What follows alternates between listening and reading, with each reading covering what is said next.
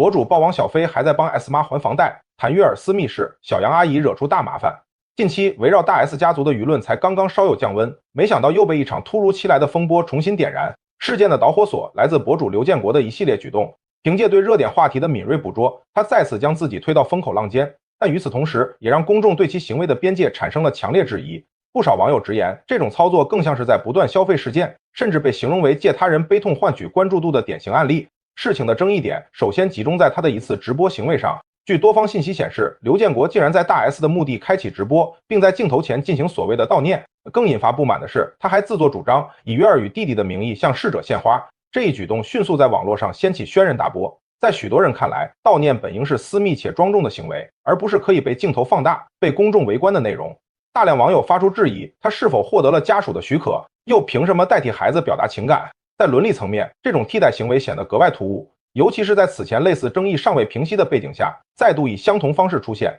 更容易让人怀疑其动机是否纯粹。有人指出，任何人都可以以个人身份表达哀思，但若以他人名义行事，尤其涉及未成年人，则必须格外谨慎。然而，争议并未止步于此。随着直播的推进，刘建国开始不断抛出更多所谓内幕，其中最引发关注的是关于汪小菲的经济承担问题。他在直播中提及，不仅前妻生前所居住的豪宅贷款仍由汪小菲负责，甚至连前岳母的房贷也疑似由其承担。这一说法迅速引发讨论，但由于缺乏完整信息支撑，也让不少人持保留态度。从逻辑上看，离婚后仍承担部分经济责任并非完全不可理解，尤其涉及子女权益时更为常见。但若扩展至前岳母的房贷，则显得复杂且耐人寻味。刘建国对此并未给出详细解释，仅以模糊表述带过，却足以在舆论场中掀起层层涟漪。部分网友因此对汪小菲产生同情，认为其在关系结束后仍承担额外责任，体现出一定程度的情谊。但也有人认为，在信息未被核实前，不宜轻易下结论。与此同时，另一则更具争议性的爆料则触及未成年人的隐私边界。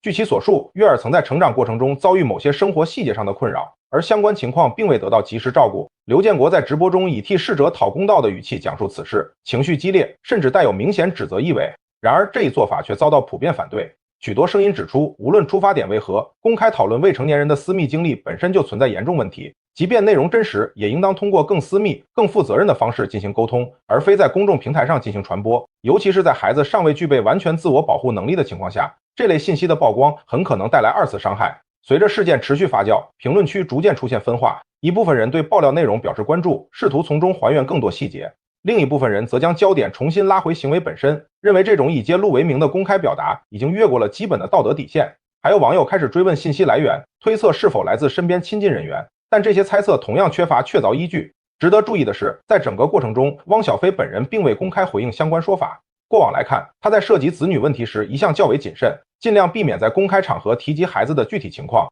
这也使得此次隐私被曝光的事件显得更加敏感。从更宏观的角度来看，这起风波再次凸显了当下舆论环境中的一个核心问题：在流量驱动之下，信息传播的边界正不断被试探甚至突破。当关注度成为衡量价值的重要标准时，一些本应被尊重的私人领域往往容易被忽视。归根结底，无论是家庭矛盾还是公众人物的私生活，都不应成为无限放大的素材。尤其涉及未成年人时，更需要额外的保护与克制。任何以正义或揭露为名的表达，都应建立在尊重与责任之上，否则即便出发点看似合理，也可能在过程中偏离初衷。如今，这场围绕大 S 家族的舆论风波仍在持续发酵，对于公众而言，或许更需要保持理性判断；而对于内容发布者来说，如何在表达与边界之间找到平衡，也将成为一个无法回避的课题。